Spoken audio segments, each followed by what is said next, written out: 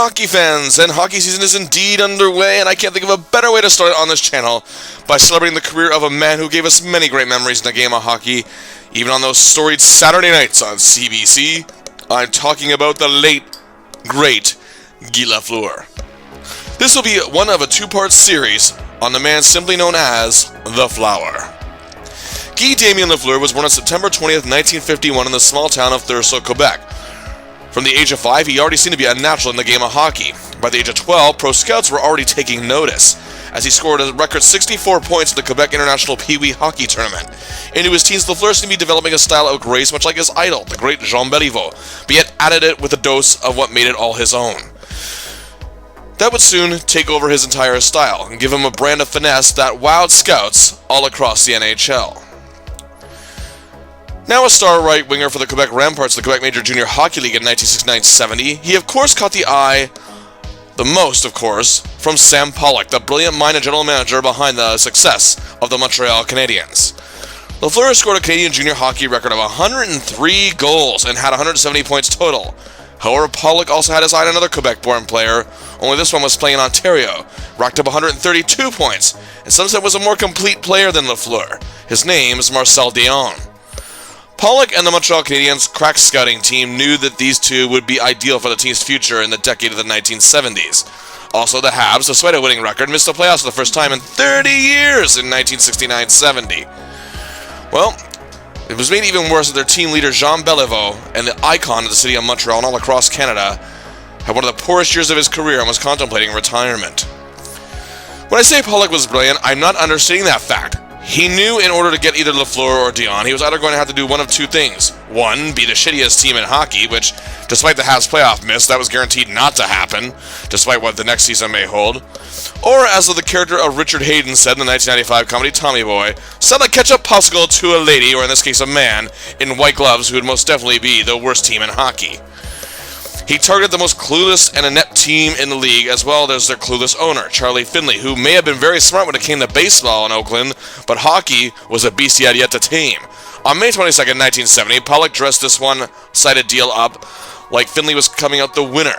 Pollock made it look like a big deal by giving them their first-round draft pick that year in 1970, which was good because California needed a draft pick because, well, they gave their first-round 1970 pick to Montreal in a 1968 trade. Man, was Pollock ever playing these saps.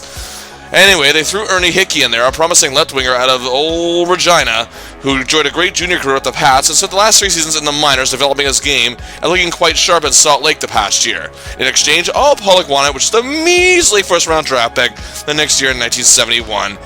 And defenseman Francois Lacombe, who never did play a single game for the Habs, and some cash came out of Finley's pocket. But wait, what if Lafleur and Dion falter and have terrible seasons? Oh, I couldn't even pretend to say that with a straight face. Oh boy.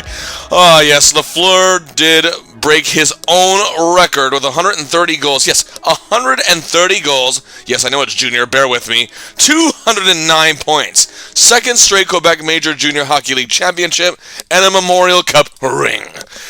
Dion was also superb. 143 points in just 46 games, averaging more than 3 points a game.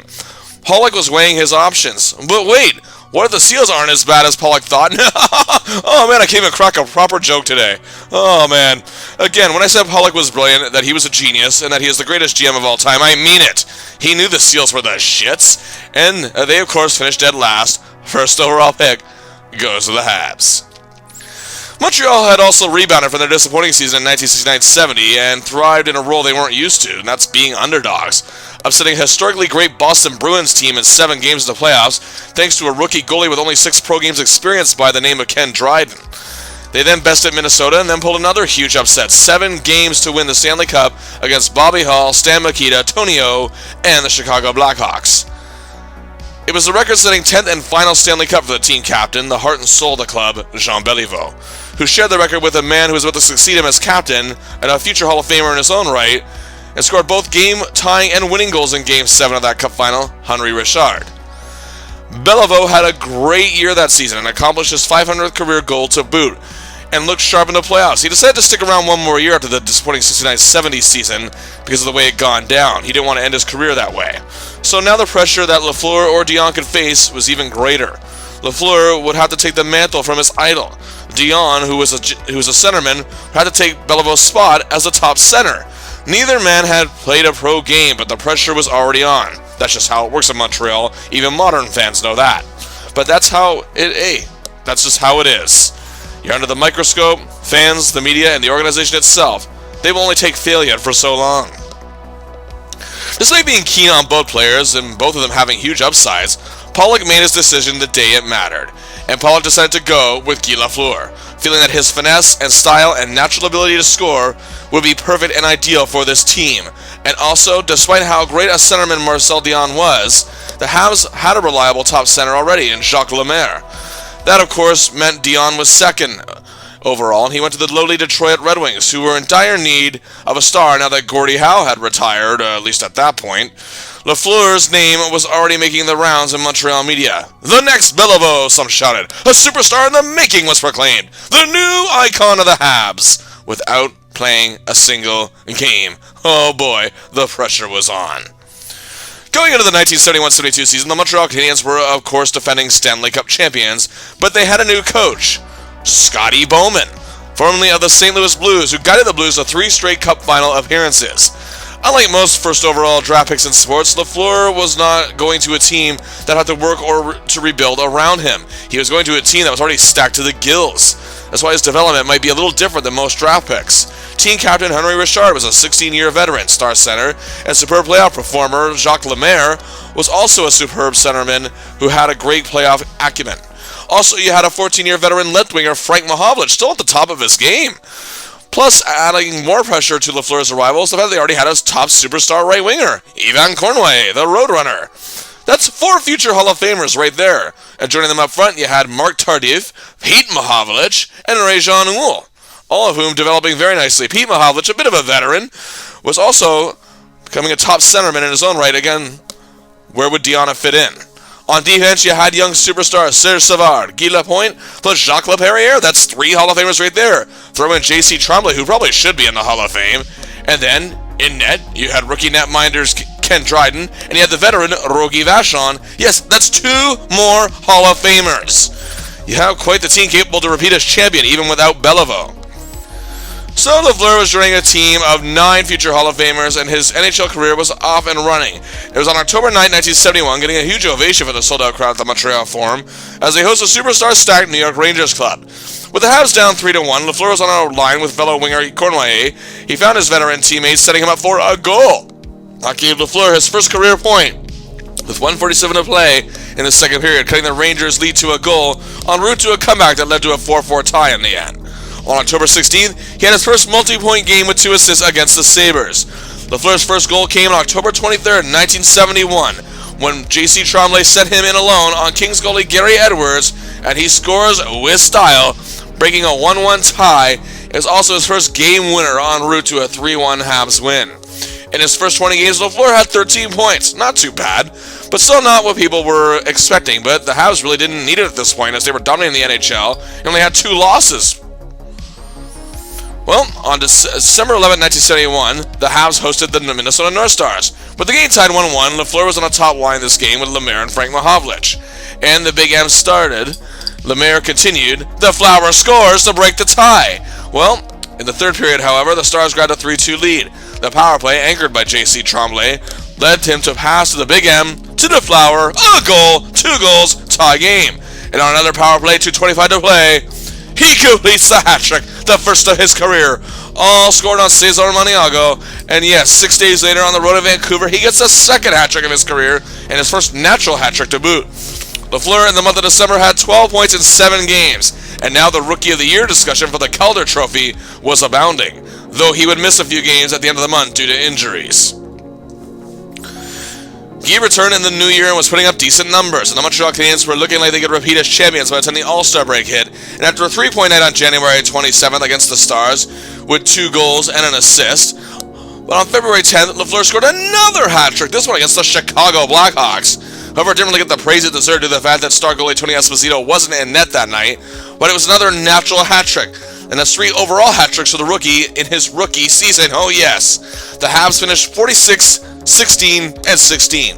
for 108 points. Third best in the league, only a point behind the New York Rangers and just 11 behind the Boston Bruins, who are still dominating the league with 119 points. So now Lafleur was about to get his taste of the postseason for the first time, and the Habs were going to take on that very Rangers team. And he had one of the best forward lines in the game in this era, Jean Rattel, Vic Hadfield, and Rod Gilbert.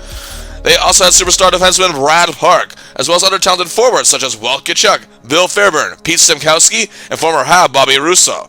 And joining Park on defense, you had Jim Nielsen and Dale Rolfe.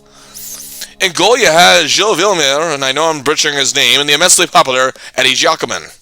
A ship guided by, of course, the great Emile Francis. The Flower is about to make his playoff debut as Game 1 takes place from Madison Square Garden, and the Habs find themselves down 2-1 in the third period, but the little M, Pete Mahovlich, passes to Lafleur, sends it into the big M, it's a goal, the Habs tie at 2-2, but Vic Hadfield scores a game winner with 7:17 to play to give the Rangers the win in the first game. 6 minutes into Game 2, Lafleur opens the scoring, but the Habs would go on to lose 5-2, as Dryden has been bombarded in the first 2 games, and the Habs are down 2-0 as the series shifts to Montreal. The Habs take an exciting, tight 2-1 Game 3 to win to stay in the series, and in Game 4, the Habs find themselves down 2-0 in the first, but Lafleur sends out Lemaire to put them on the board.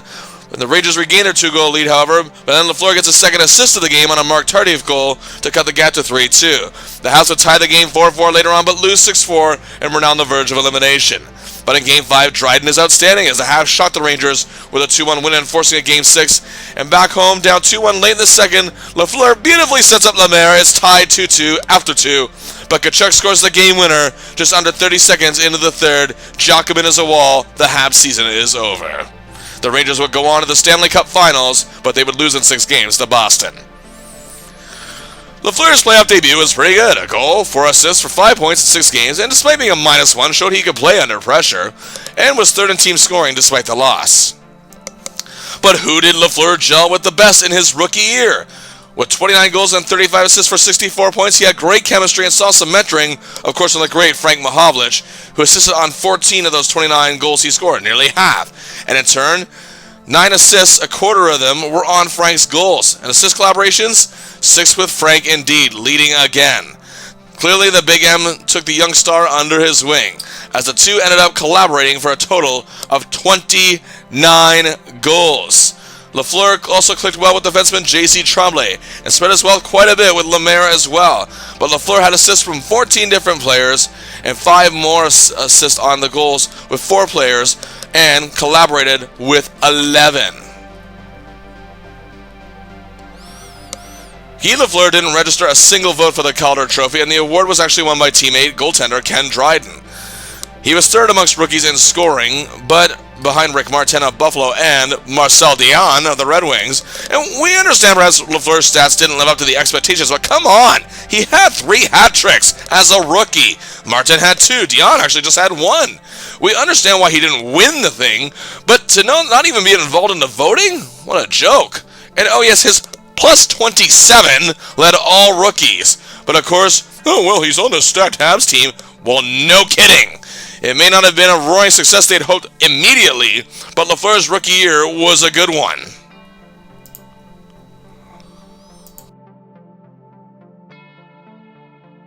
There were some who anticipate that 1972-73 season would be the breakout season for the young superstar. The Habs were still a heavily favored contender, of course, as the team was still largely intact, as they added a new young defenseman by the name of Larry Robinson, after they had lost J.C. Tremblay to the rival WHA, which had also stolen many NHL players with the lure of big salaries that they could barely afford, the most notable being Bobby Hull of the Chicago Blackhawks.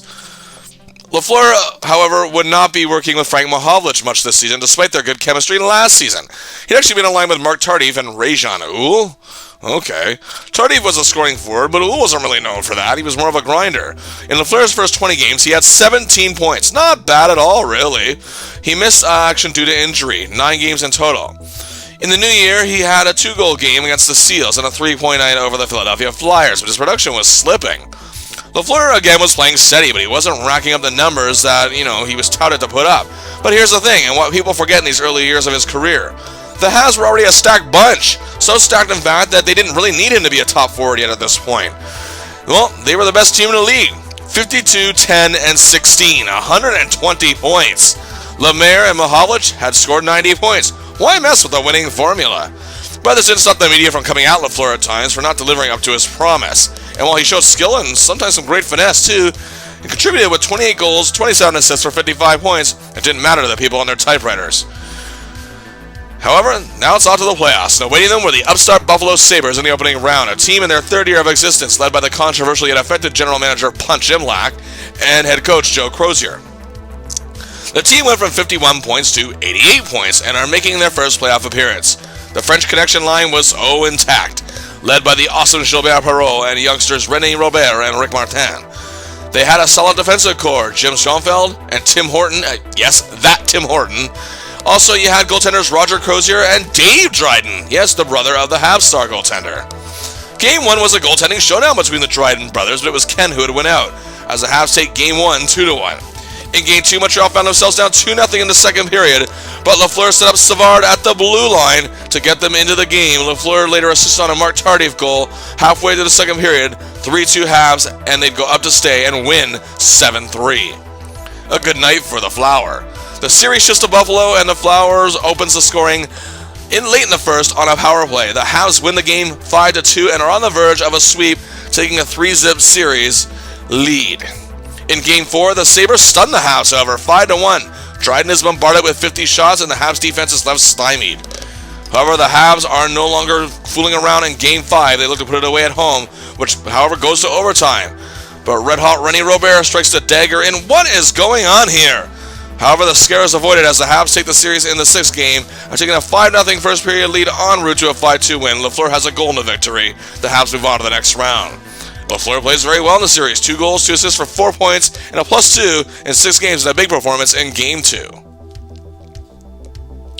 The next round, another underdog squad, but also one that's been working hard to get to this point, the Philadelphia Flyers. Coached, of course, by Freddie the Fog Shiro, and commanded by Bobby Clark. Young gritty talents such as rookie Bill Barber, Bill Clement, Gary Dornhofer, and Rick McLeish. A tough defense of Ed Van Impe, Andre Dupont, and Barry Ashby. And at goal you had Doug Favell. In Game 1, the Flyers stunned the Habs as Rick McLeish scored an overtime winner. But in Game 2, the Habs against the wall, 2-0. Lafleur breaks it open. The Habs, again, were off to OT, however. And it was rookie defenseman Larry Robinson who notched an overtime winner to tie the series. And the Flyers team, however, meant business, and the Habs knew it. The Habs won a nail-biter in Game 3 thanks to Dryden in Philadelphia.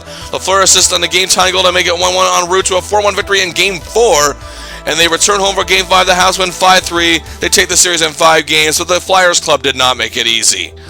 Lafleur wasn't as productive in this series as he was in the prior one, but regardless, he was now off to play in his first ever Stanley Cup final. Oh, and indeed, against the same team they beat 2 years prior, the Chicago Blackhawks. Only this time, the Habs weren't the underdogs, and this was their 7th finals appearance in 9 seasons. The Hawks, however, shook off the fact that rival hockey league WHA had snagged away their top star in Bobby Hull, but they still had their other top star, Stan Mikita. Also, you had Bobby's young brother, Dennis, who was at the top of his game at this point. You also had reliable forwards Pitt Martin and Jim Pappen up front. On defense, the great Pat Stapleton and Bill White. And in net, the one and only Tony Esposito, one of the best in the game. The Habs took Game 1 8-3. Despite being down 2-0 just a minute into the game, Lafleur set up Tardif around the midway point to tie the game. He would get another assist on a Frank Mahovlich goal later on. The Habs then took Game 2 4-1, and the Goal Fest series would shift to Chicago, where the Hawks stayed in it, taking Game 3 7-4. And the goals continued rolling in, so the Habs went up 3-1 in the series with a 4-0 win. They would lose 8-7, however, at home for Game 5 as the Hawks avoided elimination. But the Stanley Cup would be won in Chicago in Game 6, 6-4. Lafleur's 2 assists in Game 1 were his only statistical contributions. But regardless, he had his first Stanley Cup ring in just his second year. He tastes championship glory. His 2 assists bring his grand playoff total to 3 goals, 5 assists, 8 points, and a +3. Again, nothing to sneeze at. But the spotlight of these playoffs belonged to a man who was still the top right winger on the club, Yvan Cournoyer, who set playoff scoring records and was named MVP of the playoffs as a result, winning the Conn Smythe Trophy. Lafleur gelled well in the line with Tardif and Uhl, and the fact is that at this point the Habs, again, like I said, they didn't really need him to be the star he was touted to be. he could still develop his game and become a star when needed to be. Some were puzzled of Lafleur's demotion, however, but some reporters pointed out, indeed, he needed to evolve further, and working with these two with help in that regard. Lafleur had 28 goals, Réjean Houle assisted on nearly half. On his 27th assist, a third were to Marc Tardif, and they collaborated for 6. A productive line, no less, despite what the naysayers may say. Again, another good season from Lafleur, but again, not what experts were thinking it would be. But again, you have Cornway, Lemaire, the Big M still at the top of their game. You take a back seat for a bit, but it looked as if Bowman was developing this new young line, however, of Lafleur, Tardif, and Houle, because the latter two were still quite young themselves. And, not to mention, perhaps the next superstar line in Montreal. Lafleur still had a good playoff too, with 8 points, and his 9 power play goals were tied for 15th best in the league in the regular season. And of course, to top it all off, his first Stanley Cup ring.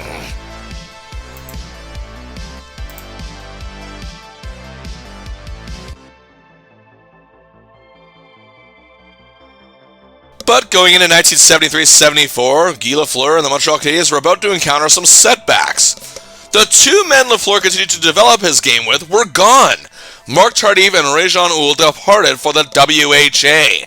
Oh, but of course that didn't stop the media, and now suddenly the team is expecting Lafleur to finally break out, have the epic season he, of course, was touted to have from the get-go. It was, however, his big chance to break out as the top star on the team. And the team was growing with a lot of younger talent around him, such as winger Steve Shutt, also touted to be a huge scoring star, and Bob Gainey, he was also now part of the team. Pete Mahovlich, now a veteran, was emerging as a top forward. But things also got bad in the regard of star goaltender Ken Dryden, who sat out the season due to a contract dispute and further attained his law degree. During the first 2 seasons of Lafleur's career, the media had been on his case, but not near as much as it was as bad as it was about to get. And he was called out to step up and be the star he was promised to be. Lafleur again was putting up good numbers, but not good enough to many. And now the organization itself was becoming not overly keen with how he was playing. Lafleur did have an impressive 4 3-point games in the season, was often put on lines with both the Mahovlich brothers, as well as youngster Steve Shutt, star center Jacques Lemaire, plus 19-year vet and team captain Henri Richard, who gained a bit of a scoring touch back this season. Everything kept getting just jumbled around because the team also battled injuries. And Jacques Laperriere, the star defenseman, his career came to an unexpected end during the season. Lafleur only notched 21 goals but added 35 assists to give him 56 points, 1 point higher than last season. Despite the obstacles, however, the Habs still finished with 99 points, 4th best record in the league, and in the playoffs they would face the New York Rangers, still with many of the great players they had 2 years prior. The Habs, however, were still expected to take the series, but many experts felt it would still be very close. Games 1 and 2 were split, both by 4-1 scores. Lafleur didn't play well, however, in either game. The Habs took a 4-2 win in New York to take the series lead 2-1. Lafleur was being heavily criticized for his play, however, by Game 4, where the Habs lost 6-4. The series was tied heading back to Montreal. The Habs were on the verge of a win, but the Rangers tied it with 16 seconds to play, and Ron Harris scored the overtime winner to put Montreal once again on the verge of elimination. And that's what happened in Game 6. Even though Guy Lafleur assisted on a Steve Shutt goal, his only point of the series, and it made it 2-0, they would lose 5-2, allowing 2 empty net goals in the process. Lafleur was not very good at all, -4 and only 1 assist. And yes, the venomous Habs media was out after him, calling him a flop, and that dreaded B word, a bust, as fellow top prospect from 1971 Marcel Dion was doing much better in Detroit. Many said this was Guy's chance to become the star, the next Beliveau, people just still kept on saying, something that no doubt had to annoy him to no end. Indeed, Lafleur was back working with the veterans this year. Henri Richard, who, again, like I said, regained more of a scoring touch this season, assists on 1/3 of Lafleur's goals, while his work with the Mahovlich brothers was definitely a highlight of the year. More than half of his 35 assists went to someone with the last name Mahovlich, and he teamed up with Frank and collaborated on 6 assists, as Pete was just behind with 5. Also, Scotty Bowman might want to explore the chemistry with this, the Steve Shutt guy. Lafleur also had this season great chemistry with him. It also seems Guy Lapointe, who had, again, even at this point in his career was grossly underrated as a defenseman, could anchor an offensive rush with the Flower. Well, it was another simply good season for our hero, but now good wasn't going to be good enough. General Manager Sam Pollock was now tiring, waiting for Lafleur to come around as a star. And Coach Scotty Bowman, however, wasn't quite ready to give up. But be that as it may, trade talks were circulating, but nobody was ready for what would happen in the 1974-75 season.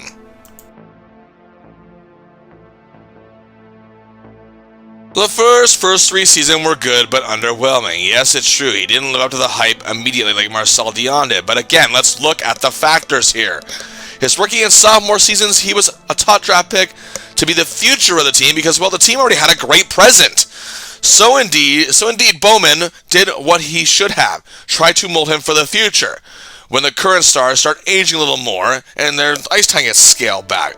But then he's put with Mark Tardif and Ray-Jean Houle, who both lead the league, not just the team. So the 2 guys he spent developing his game further with were gone. And it's clear he works well with veterans. In his first and third year, he worked with the great Frank Mahovlich and clicked with Henri Richard, showing he was learning from the veteran predecessors and future Hall of Famers. And he was also developing chemistry with Peter Mahovlich, who was a bit older, but still young enough where he was just getting into his best years.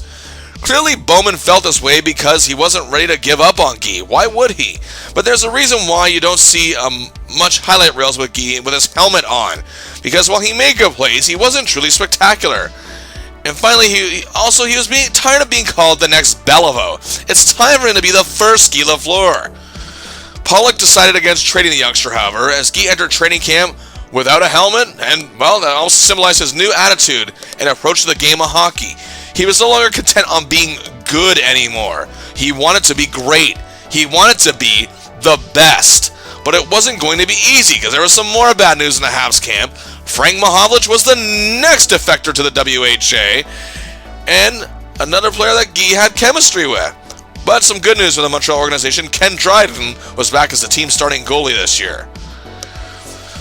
Well, Lafleur opens the season with 2 assists in a game over the New York Islanders. And then on October 26th has a 3-point night against the Red Wings. And then 4 days later, another 3-point night, including 2 goals and a win over the Chicago Blackhawks. His first 11 games, he has 12 points. Very good start, and actually kind of above his normal numbers. And people are noticing something a little different about him. He seems a lot more confident, a lot more poised, smoother in his skating even. In the month of November, more seems to be happening. He's making more highlight reels. He's turning the heads of the media. He has 6 consecutive games of 2 points or more. He has 9 multi-point games all month. He's gelling with all the top forwards, especially clicking with left winger Steve Shutt, and even working well with fellow right winger Yvan Cornway in the same forward lines. And also centers Jacques Lemaire and Pete Mahovlich, and even their defensive core. Though LaPerriere was sadly forced into retirement, Serge Savard and Guy Lapointe and now 23-year-old Larry Robinson were also on the attack, and Dryden was playing very well in net. And on December 7th, Lafleur gets his 4th career hat-trick, the first since his rookie season, in a win over the Minnesota North Stars. Speaking of wins, the Habs were off to a pretty good start, 14-6-8.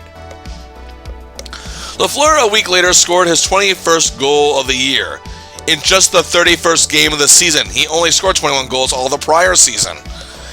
It was an easy win over the Kansas City Scouts to end the calendar year of 1974. He achieved a goal and 3 assists for a huge 4-point night. Bowman's faith and Pollock's gamble were starting to pay off. On January 4, 1975, the Habs were set to play another lowly club, the expansion Washington Capitals. Now on this night, they meant a good chance to put on a show. Lafleur had 54 points on the season going into the game. He only had 56 all of last season. Not even 2 minutes into the game, Lafleur scored on the power play. And on a later power play, he assisted on a Murray Wilson goal, and then scored his 2nd goal of the game later in the period, a 3-point night after just 1 period. Well, he assisted on goals by Pete Mahovlich and Doug Risebrough, and then completed the hat-trick with a power play goal, a career-best 6-point night for Guy Lafleur. The ovation he received after being named the game's first star in a 10-0 win was something truly to behold. Guy was at last embraced as a star, and only because he was simply proving that he is. Not the next Beliveau, but the first Flower. And a loud echo of Guy would be voiced happily in the arena something that was happening almost these days every time he touched the puck, and would many times going forward for the next several years. And if they weren't doing that, it was chants of Gee! Oh yes, the superstar was finally born. This also meant Guy now had 60 points on the season, better than his previous 2 totals, and we just reached the halfway point of the season. In January 8th, in a tie against the Detroit Red Wings, he scored a career-high 30th goal of the season. His previous best was 29 in his rookie year. In the very next game against the defending Stanley Cup champion Flyers, he scored 2 goals, giving him 65 points in the year, another career high. Again, his career best was 64 in his rookie year. And it was also being proven that the trio of Mahovlich, Shutt, and Lafleur was the big way to go. And for the first time in his career, Guy Lafleur was off to represent the Habs in the NHL All-Star Game. And as luck would have it, the game was at the Montreal Forum, and Lafleur was named to that Wales Conference squad along with defenseman Guy Lapointe and goalie Ken Dryden, both there for their second time. They all received a hero's welcome upon their arrival, and Lafleur played a beauty of a game with 3 assists and a 7-1 win for the Wales Conference, but the MVP of the game was Salaps Jr. of the Pittsburgh Penguins, who had 2 goals, something Habs fans didn't really appreciate. The great month continued as Lafleur would score 4 goals against the Pittsburgh Penguins at home. There was just no stopping the power of the flower. There was a bit of a scare, however, in February as Lafleur was injured and missed 10 games. However, he was set to return on March 7, 1975. Lafleur had 96 points, which would tie the single-season franchise record shared by Dickie Moore, who hit the mark in 1958-59, and former teammate Frank Mahovlich, who tied it in Lafleur's rookie year of 71-72. He returned with a vengeance in a home game against the Capitals. 2 goals, 2 assists, making him the first Montreal Canadiens player to reach 100 points in team history. And then a few weeks later, on March 29th against the Kansas City Scouts, Lafleur became the 3rd Habs player to reach 50 goals in a season, joining Rocket Richard, who of course was the first ever in hockey history to reach that mark, and Bernie Boom Boom Geoffrion, who reached the mark in 1960-61. And then the next day on the road against Boston, Lafleur set the Habs single-season goal record with 51 and ended the year with 53. As a matter of fact, his 66 assists to go with his 119 points was 4th best in league scoring. And remember, he missed 10 games. It's likely that he would have had a chance to at least finish second to Bobby Orr for the scoring title. And you can see he was just 2 points behind Marcel Dion for 3rd. But either way, Lafleur and the Habs had bigger fish to fry. With a record of 47, 14, and 19 for 113 points, it was part of a 3-way tie for the best overall points in the league, along with the Buffalo Sabres and defending Cup champion Philadelphia Flyers. But their opponent in this playoff round would be a team coming off their best in their short history, the Vancouver Canucks, who finished the year with 86 points in their first winning record ever, and their first playoff appearance in their history. They were led by Andre Boudreau, as well as Don Lever, John Gould, and Dennis Verviger, I don't know how to pronounce that, I apologize, up front. A durable defense led by Bob Daly and Mike Robitaille, at least that I know how to pronounce. And in net, Gary Suitcase Smith. Game 1 in Montreal, our hero continues to roll. 2 goals, 2 assists. The first goal came breaking a 2-2 tie, proving to be the game winner en route to a huge 6-2 win. However, in Game 2, it's the complete opposite. The Habs went into a red-hot goaltender in Gary Smith between the pipes. Lafleur is pointless in a -2 in a tight 2-1 loss. The hockey world is shocked. Many were predicting a sweep, as now the series shifts to Vancouver for Game 3 and 4. And Lafleur shakes off the previous game. He assists on Bob Gainey goal late in the second period. That puts the Habs up 2-1. And the power play in the third, Lafleur scores, and it's the insurance marker. The Habs win 4-1, take a 2-1 series lead. Game 4 saw a scoreless first period, but then in the second, our hero opens the scoring en route to a 4-0 Montreal win as Dryden seals the show in net. Game 5, the Canucks plan to make this difficult as they lead 1-0 after the first period. But Lafleur began a rush that led to Gainey setting up Pete Mahovlich, and the game was tied. But the Canucks led 3-2 after 2. They even led 4-2 in the third period, but 2 goals, 2:45 apart midway through the third, tied at 4-4. We're off to overtime. It's Gainey to Cournoyer, to the flower, he scores! Gee! Oh yes, Lafleur's first playoff overtime winner. The Habs take the series in 5. Lafleur was absolutely sensational, roared in Game 1, and after a rough Game 2, shined the rest of the way, and scored the series overtime winner, 9 points, leading all scoring in the series in a superb +6, his best playoff performance to date. However, Montreal had one more path to climb if they want to return to the Stanley Cup, and it was going to be against the Buffalo Sabres, a team every bit as good as they were. As I mentioned earlier, they too had 113 points in the regular season. The French Connection lineup, Perreault, Robert, and Martin, was in bigger force than it was the last time they faced the Habs in the playoffs, all finished in the top 10 in league scoring. You also have the likes of Craig Ramsey as a top-notch two-way forward, as well as another scoring threat in Danny Gare. A solid top blue line led by Jim Schoenfeld, Bill Hatt, and Lee Fogelin, and a very formidable goaltending duo of young Jerry Desjardins and veteran Roger Crozier. Game 1 in Buffalo is wild. Despite opening the scoring 32 seconds in, the Habs found themselves down 3-1 late in the first. However, Lafleur added a goal to cut the gap to 3-2 to end the first. The game went back and forth after that, and we're up to overtime, but Danny Gare again strikes it into the Habs, and they take the first game.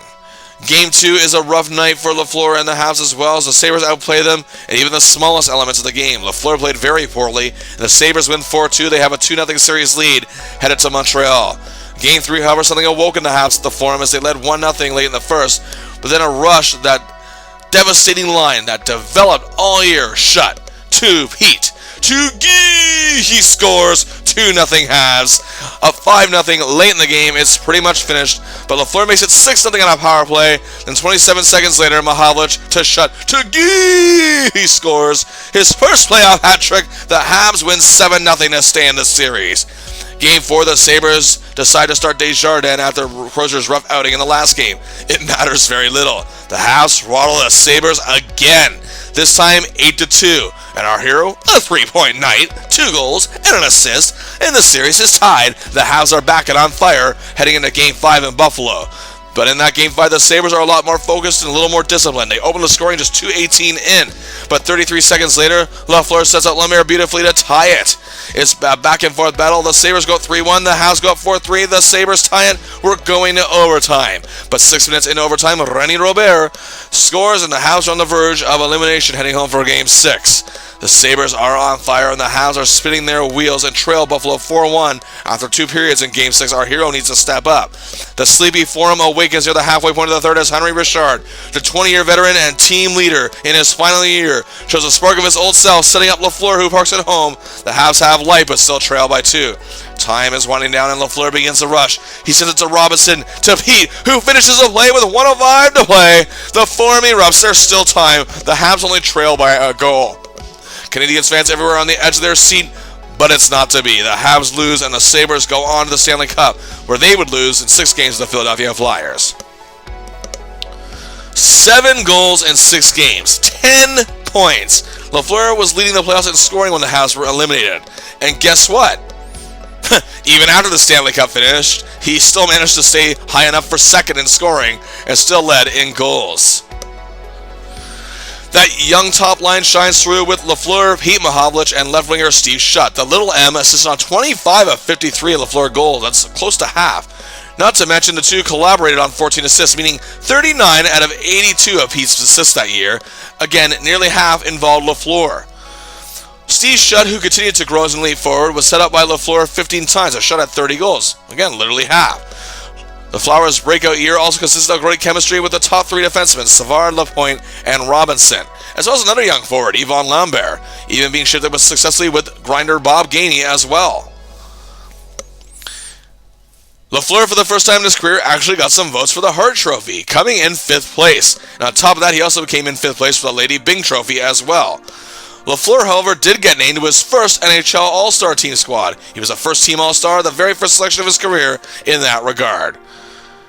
It was his 4th season, but Lafleur had arrived at last. His 53 goals was a Hab record. His 66 assists and his 119 points, that also a Montreal record, was 4th in league scoring and the first Canadian player again to reach these marks of 100 points. He led the NHL in game-winning goals with 11. His plus 53 was tied for 6th in the league, and he was tied for 8th in power play goals with 15. He was 2nd in playoff scoring and led in goals. He came in 5th for Hart Trophy voting, 5th in Lady Byng voting. He was named to the first All-Star team and played in his first NHL All-Star game.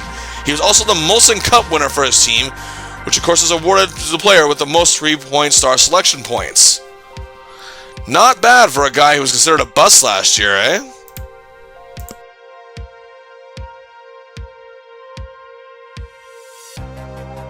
Lafleur had a breakout year that not many were expecting, breaking team records and becoming among the league's elite players. He was now a franchise player for the Habs, and much like Beliveau or Richard before him, he knew he'd be called upon to represent the team due to their extensive media coverage. And hey, he was up to the task. He always shot a smile for the camera, being for video or for photos. Many felt he looked like a movie star, or even a musical pop star. He was more than willing to grant interviews, make appearances at charity events, local talk shows, radio shows, and he made time for his fans. Montreal had their new hero. He was nearing 24 years old as the 1975-76 season began and still had a lot ahead of him. The Habs, however, did lose their captain, as Henri Richard retired after a 20-year Hall of Fame career. But Yvan Cournoyer took over the captaincy, and the Habs were off to the races. And Lafleur picked right up where he left off. 10 points in the first 3 games of the year. On October 21st, 1975, he had 2 goals and 3 assists for 5 points against the Penguins. And overall, in the month of October, he had 25 points in 10 games. Ah, my. The chemistry with Mahovlich and Shutt was still top-notch. Lafleur continued to roll as the season progressed, and his grace on the ice and the incredible strides as he skated in on goal in any given rush brought the Montreal forward to its feet. After staying consistent in November and December, still producing at a high level, by the new year the Habs were 28-6-6, the halfway point of the season, dominating the league. However, just before the new year, Lafleur and the Habs engaged in what many believe was one of the greatest hockey games ever played, a New Year's Eve exhibition showdown with Soviet Red Army, of course the Russian professional hockey club that saw many of the Soviet stars in the 1972 Summit Series return to the Montreal Forum, the site where they shocked Team Canada in the opening game of the infamous 72 series years before. And Dryden was the victim of that upset in net, and here he was in net again. But this one ended in a 3-3 tie. I will no doubt cover that game extensively in a separate video in the future. At the halfway point of the season, our hero had 58 points, just 4 points behind Bobby Clark of the Flyers for the league lead, while the closest to Lafleur was Pittsburgh's Pierre LaRouche with 53 points. But in the very next game, hosting the Detroit Red Wings, Lafleur notched a hat-trick, the 7th of his career. He and the Habs were putting on a spectacle all season. He made his second straight NHL All-Star game, and joining him was Pete Mahovlich for his second selection, Steve Shutt for his first, that entire top line having another great year, and they're going with him. Plus 2 of the great defenders on the defensive core, Larry Robinson for his second, Guy Lapointe for his third, and goalie Ken Dryden was playing his third All-Star game. Pretty much a starting lineup on any given night for the Habs. Well, Lafleur was again great with a goal and 2 assists, but it was Pete Mahovlich and his goal and 3 assists that allowed him to be named Game MVP. Montreal was simply brilliant, and so was Lafleur, against a very highly offensively potent Maple Leafs team who were just 11 days removed from Darryl Sittler's record-setting 10-point night. The Habs won 7-5, our hero had 5 points in the win. Then on March 10th in a game against the Blackhawks, he achieved 100 points for his second straight year.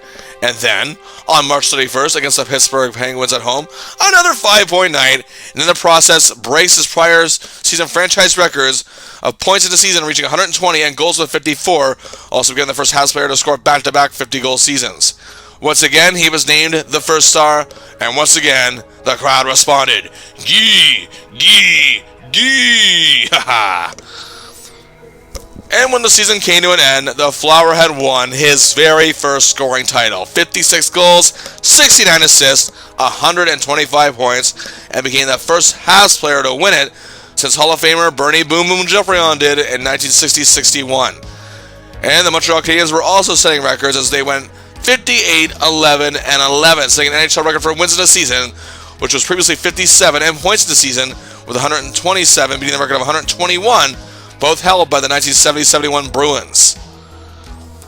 And so here we go. Playout time. Awaiting the Habs in the first round is an upstart Chicago Blackhawks team who had 82 points in the season. They were captained and led by the great Stan Mikita, now in his 17th season. But his scoring production was no longer what it used to be. And that's okay. They still had steady production from Pitt Martin, Dennis Hull, and Ivan Buldarev. You also had reliable defensemen Dale Talon, Dick Redmond, and veteran Keith Magnuson. And in net, one of the best of all time still, Tony Esposito. Game 1, the Habs defense destroys the Hawks. Dryden makes some key saves in a shutout bid. Our hero has an assist in an easy 4-0 win. Game 2, the Hawks are much more competitive, and even led 1-0 in the second period. But on a power play, Lafleur sets up Captain Cournoyer to tie the game. 14 seconds later, the Habs took the lead. And then 12 seconds into the third period, Pete sends Lafleur gliding in on goal. Gee scores. The Habs win 3-1. Now to Chicago for Game 3. Esposito and Dryden, who are no stranger to being playoff rivals, steal the show, putting on a goaltending clinic, and it's tied 1-1. Later in the period, however, it was headed to overtime.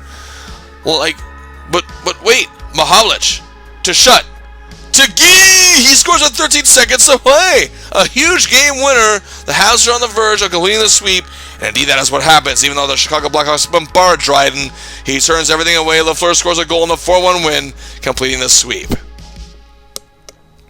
Lafleur looked great as he and the top line were just superb together. 5 points in 4 games and an excellent +5. The freight train that were the Habs just kept on rolling. But now a new rival awaited the Montreal Canadiens, as for the first time ever they would face the New York Islanders in the playoffs, where the winner will go to the big game.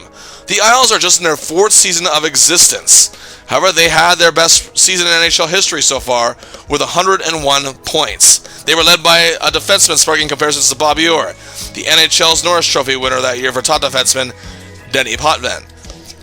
He was also joined by his brother Jean, who was playing very well at that point in his career on the blue line.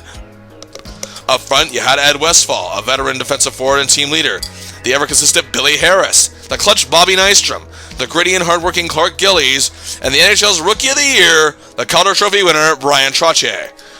In net, you had the dangerous tandem of Billy Smith and Chico Resch. And behind the bench, a man Habs head coach Scotty Bowman knew very well, Al Arbour.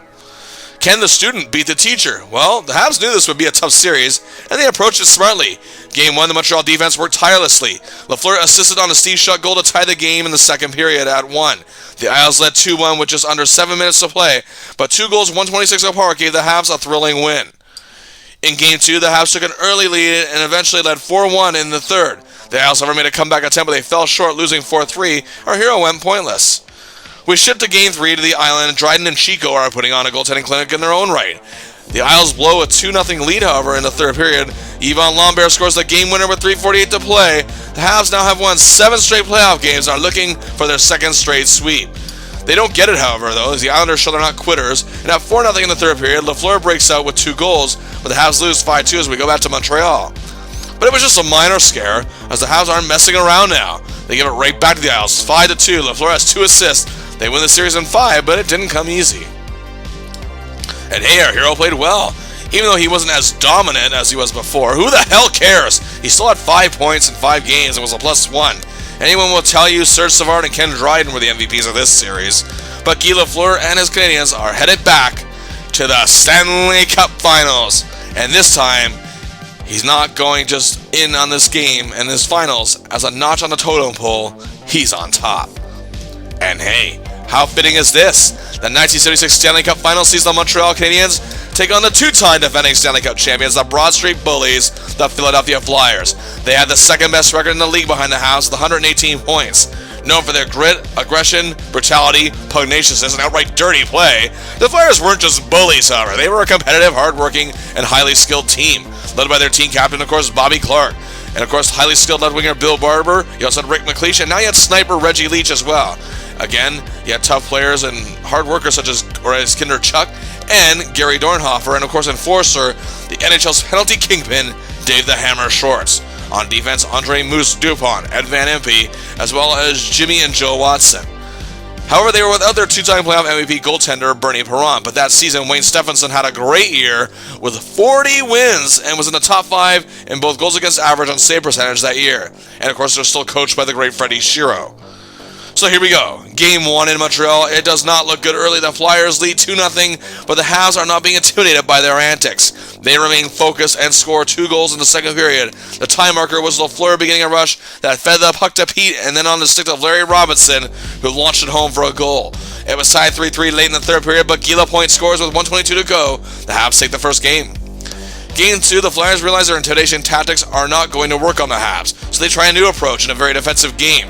It's working on both ends, however. And in the third period, Guy sails up the ice in a slow-motion action hero-like fashion, saving the day. The blonde demon, with his hair looking like it was made for a shampoo commercial, scoring to make it 2-0. The Flyers got one back, however, but the Habs held them off, now up 2-0 as we head to Philly for Games 3 and 4.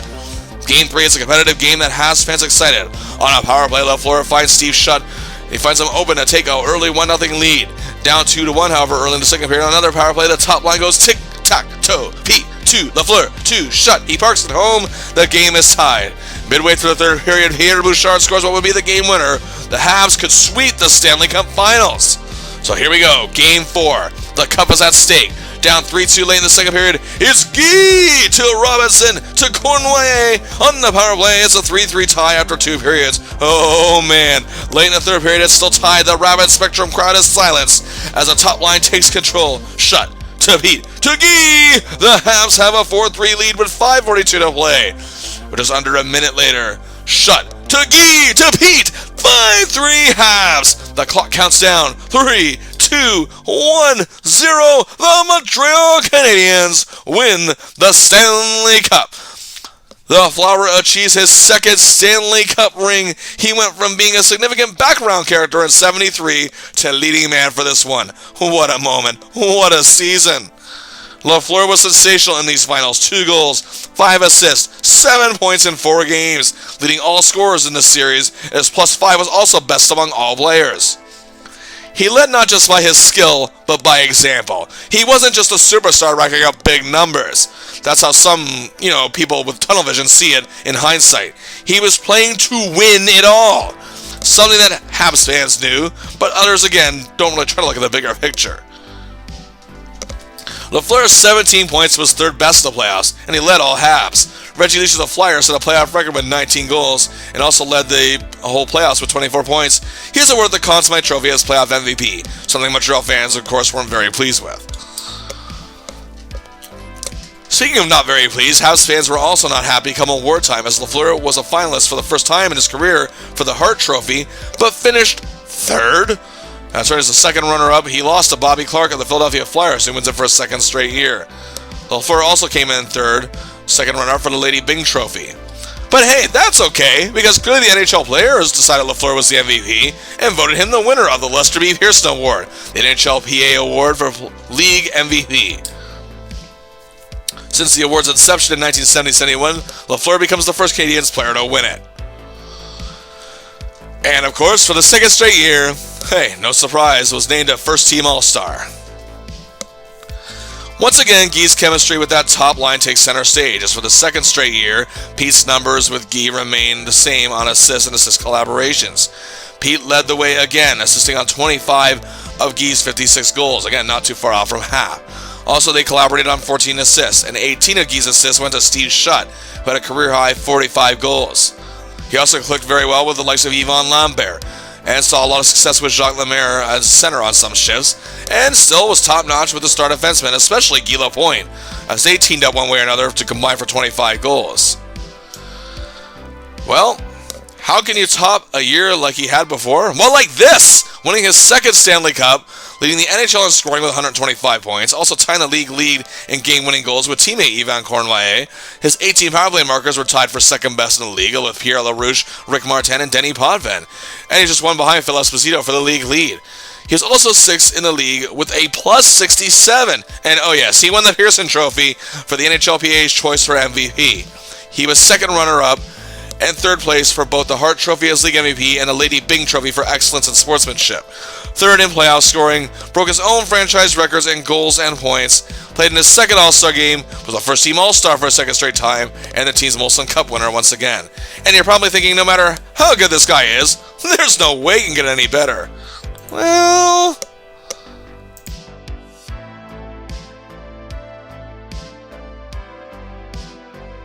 Guy Lafleur was no longer just a superstar hockey player in Montreal. He was a bona fide celebrity. Endorsement deals started rolling in both locally and nationally. And to name a few, well, you had Bauer Skates plus their shoe line, Yoplait Yogurt, and Chevrolet. Sadly, Bobby Orr's career was on the downswing due to severe injuries, which ended his reign as the face of the game to a casual audience. Lafleur, however, filled that part very nicely. Being a megastar hockey player in Montreal almost means, as they say in mob films, you're a main guy in this city. So, going to the 1976-77 season, Lafleur was on top of the world. But what's next? I mentioned the classic New Year's Eve showdown between the Habs and the Soviet Red Army. And ever since the 72 Summit Series, international hockey has had a whole new popularity and spotlight in Canada. And because the intrigue growing more and more, the first ever Canada Cup, a 16 tournament featuring the Soviets, Finland, USA, Czechoslovakia, Sweden, and of course Canada, which took place in major arenas in Canada.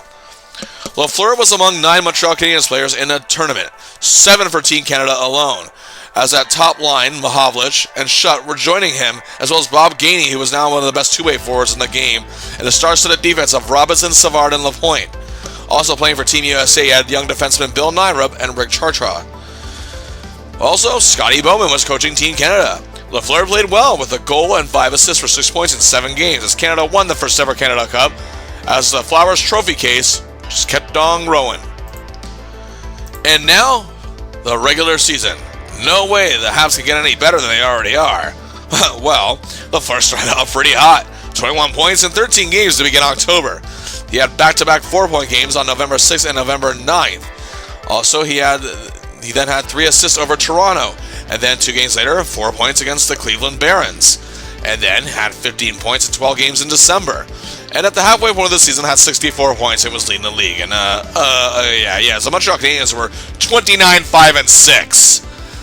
They were an even bigger force than they were the year prior. Lafleur's star was growing across the NHL. As a matter of fact, the NHL was dealing with some faltering expansion markets.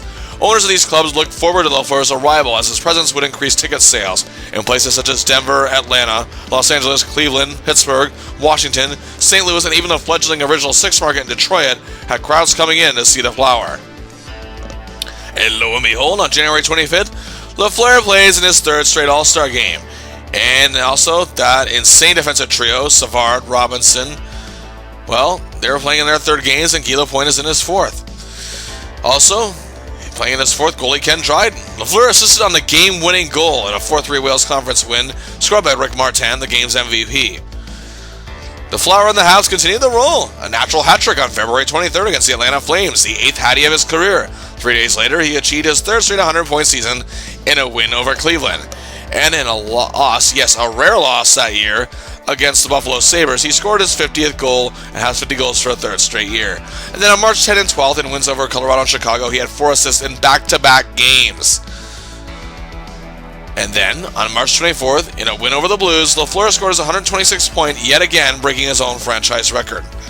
He finished the year with 56 goals, 80 assists for 136 points, winning his 2nd straight scoring title, and indeed his 80 assists also led the league. And yes, this all led to the Habs actually having a better record than they had the year prior. 60 wins, 8 losses, and 12 ties. NHL record 60 wins, NHL record 132 points, the latter of which still stands to this very day. All the more impressive is that the captain and star forward, Evan Cornway, missed 20 games and was going to miss the rest of the season, not playing in the playoffs. And the Flyers' top line mate, Pete Mahovlich, struggled quite a bit. However, Steve Shutt certainly didn't. 3rd in the league in scoring and 1st in goals, the first Habs player to reach 60 goals, breaking Lafleur's franchise record set the year prior. So the playoffs should be a breeze, right? Well, the St. Louis Blues were a talented team, but barely made the playoffs with 73 points. They did have talented players such as Bob McMillan, Ironman Gary Unger, and Larry Patey, as well as Red Berenson. Their defense wasn't overly stellar, but Rod Sealing was still their most reliable blue liner, and they had veteran Eddie Johnston and Ed Stanielski as their netminders. Game 1 in Montreal, Lafleur opens the scoring with just 51 seconds in, and his 2nd goal of the game in the first period makes it 3-0 later on. He then assisted on his Jacques Lemaire goal to make it 4-1 after 1. Lafleur scores a natural hat-trick midway through the 2nd, yes, the playoff natural hat-trick, and then assisting on a Guy Lapointe power play goal. 5-point night for Guy in a 7-2 win. And yes, Game 2, the Habs take it 3-0. Guy has a goal and an assist. Game 3, we're in St. Louis, 5-1, 2 assists in the win. And in Game 4, the Habs wrap up the series easily. Yes, a goal and an assist. Lafleur was on a whole other level even for his standards. 5 goals, 7 assists, 12 points, averaging 3 points a game, including that huge Game 1 5-point performance. He was also a +10, which tied the series lead with line mate Steve Shutt. But the semifinals weren't going to be quite as easy, as for the 2nd straight year, the Habs will take on the ever-growing New York Islanders, who improved to 106 points this year from 101. Game 1, the series begins in Montreal, and the Habs trail 3-2 after 2 periods. But our hero comes through early in the 3rd, a huge goal at tie 3-3. And 1:42 later, Steve Shutt scores. The Habs defense does their thing, and they take Game 1. Game 2, Isles goalie Billy Smith is a wall, but the Habs defense is giving Dryden a lot of breathing space. It's scoreless after 2 periods. The Habs, however, take a 2-0 lead by the midway point of the period, and with 36 seconds to play on the power play, Lafleur sets up Pete Mahovlich. The Habs win 3-0 and are up 2-0 as they head to the island. Game 3, however, the Islanders are coming out tougher than ever. Billy Smith was amazing in net. Drouin, Potvin, and Parise did their thing, and they did the Habs in 5-3. Though Lafleur did have an assist in the loss. Now the Isles are in the series. But Montreal responds emphatically in Game 4. Lafleur gets a goal in a 4-0 win, and Montreal can finish this game back home for Game 5. But indeed, the Game 5 is a nail-biter. The Isles open the scoring midway through the first, but the Canadiens tie it 57 seconds later. They take the lead early in the second period, but the Isles tie it late in the frame. It's 2-2 after 2. Then our hero and Larry Robinson set up Yvon Lambert to give them a 3-2 lead, but a minute and a half later, the Islanders tie it 3-3. The game goes to overtime, and Billy Harris saves the season for the Islanders. It's the biggest scare the Habs have had all season. Now we're going into Game 6. Ken Dryden, who had been criticized for his play in the series, plays a beauty in net. It's a tight game, and the Habs take it 2-1. Back to the cup they go. Lafleur didn't have the dominance he had in the first round, but was still productive. 5 points in 6 games, and his +5 was tied for the team lead, as the Habs used their cohesiveness to beat a very game New York Islanders club. But now, Montreal was off their second straight Stanley Cup final. But Montreal wasn't going to have it easy in the finals either, it seemed, as they were awaiting the big bad Boston Bruins. Coached, of course, by the one and only Don Cherry, this gritty and tough gang of role players was led by the classy finesse man Jean Rattel, who at 37 years old, formerly of the New York Rangers, was still at the top of his game. Supported by the likes of team leader Wayne Cashman, Peter McNabb, Greg Shepard, Don Marcotte, Bobby Schmatz, and another ageless wonder, Johnny Busick. And they had a warrior on the ice in Rick Middleton. All of them scored 20 or more goals. On defense, they had the legendary Brad Park, tough Mike Milbury, and a fantastic goaltending tandem, veteran Jerry Cheevers and Gilles Gilbert. The Bruins had 106 points and were hoping to get back at the top of the mountain. Game 1 is in Montreal, and the Bruins are destroyed. Cheevers is lit up, and the Habs win 7-3, and Lambert is the star of the game with 4 points as Lafleur only notched an assist.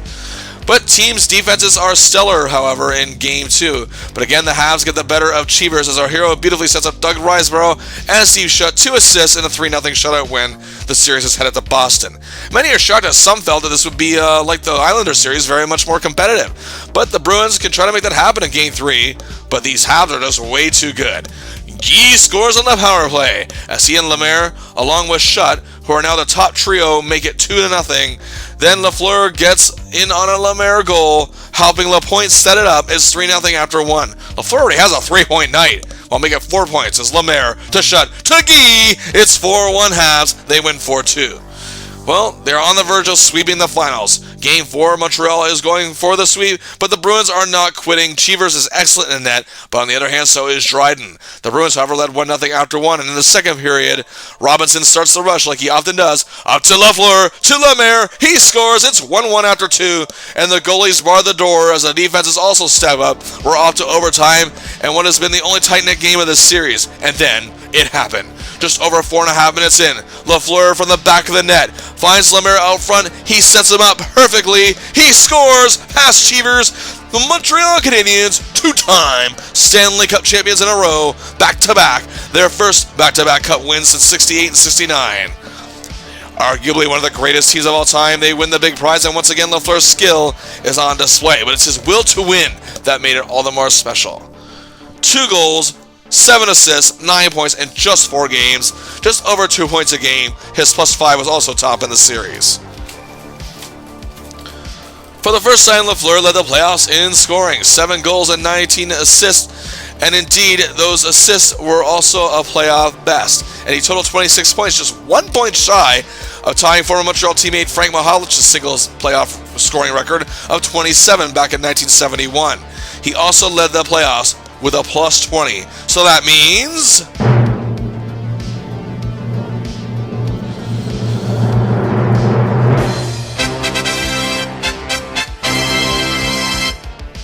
yes, he is indeed the Conn Smythe Trophy winner for playoff MVP, leading in points, assists, plus-minus, and becomes the 5th Montreal player to win it. The first ever Conn Smythe Trophy winner for playoff MVP was Lafleur's idol, Jean Beliveau, back in 1965.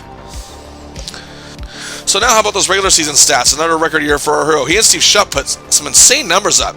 As Shutt set up 23 at 56 Lafleur goals. And, that's more than half of the 45 assists Shutt had scored that year, going to his number one line mate, of course. And Lafleur's 80 assists, nearly half were to Steve Shutt, 37. Meaning, it's even more insane that Shutt had the franchise record 60 goals. Lafleur assisted on nearly 2/3 of them. And on assist collaborations, he spread the wealth quite a bit, hitting double digits with 3 players, including Shutt. But it was that year's Norris Trophy winner Larry Robinson who he collaborated with the most, as Lafleur continued to work well with Lapointe, and Savard. Pete Mahovlich struggled, but he and Lafleur still combined one way or another for 28 goals on the year. Lemaire had taken over as a top center on that line, however, and hey, he and Lafleur teamed up for a combined total of 33 goals.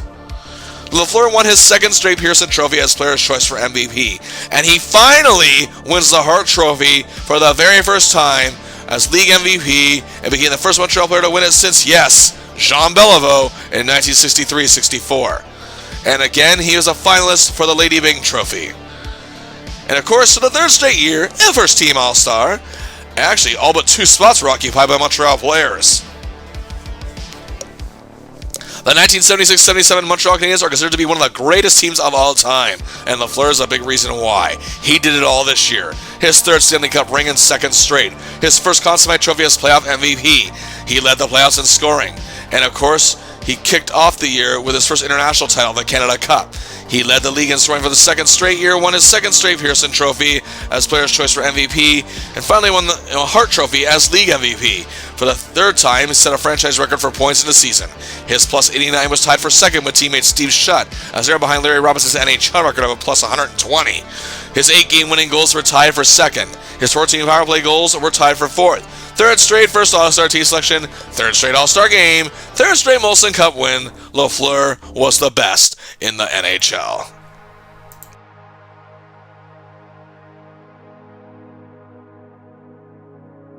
So now the Montreal Canadiens were in the midst of a whole new dynasty, and Lafleur was center stage. But make no mistake about it, as much as the glory came, the endorsements came, the personal accolades, the stats, Lafleur remained a team player. His celebrity status never made him break focus on what was really at stake. It never made him lose his discipline. He was a team player through and through, and that old cliche goes, the first to the rink and the last to leave. One of the reasons he was so good was because he was always determined to win and be the best. Another reason was because he had the best around him, something he acknowledged more than once. And oh yes, he was in full bloom once again by October, as the 77-78 season began. He had back-to-back 2-goal games to start the season. Later in the month, had back-to-back 3-point games, and then had a hat-trick and a loss to the Kings. Another natural hat-trick to boot. Now during this time, the Habs actually went on a 4-game winless streak, which hasn't happened since 1974-75. But hey, no need to panic. The Habs go 9-2-1 in November, including 2 3-point games and wins over the powerhouse Bruins and Islanders, and had a hat-trick on November 12th against the Toronto Maple Leafs, and had another 3-point game later on as well. Well, but then, look at that. The Habs set another record, starting with a 2-0 win over the Flyers on December 18th, culminating with a 5-1 win over Cleveland on February 23rd. The Montreal Canadiens went on a 28-game unbeaten streak. Lafleur during this stretch, 21 goals, 32 assists, 53 points, and he did miss 1 game during that streak cover. So in 27 games, that's nearly 2 points a game. 11 games with 3 points or more, 7 of them with 3 on the button, and 4 with 4 points. Remarkable. He was running away with the scoring title at this point, although some would soon get on his trail.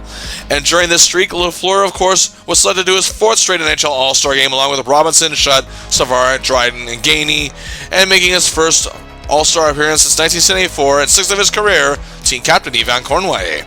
7 Montreal players in total. And actually, for the first time, Lafleur didn't register a point in the All-Star game. However, February 28th, we now get back to business. Shortly after the streak has ended, and it's the Habs hosting the Red Wings. Lafleur at this point has 98 points, on the verge of his 4th straight 100-point season. And oh yes, it happens. After the Wings take a 1-0 lead, 2:23 later, Lafleur scores on a 2-on-1, assisted from Lemaire to win to tie it.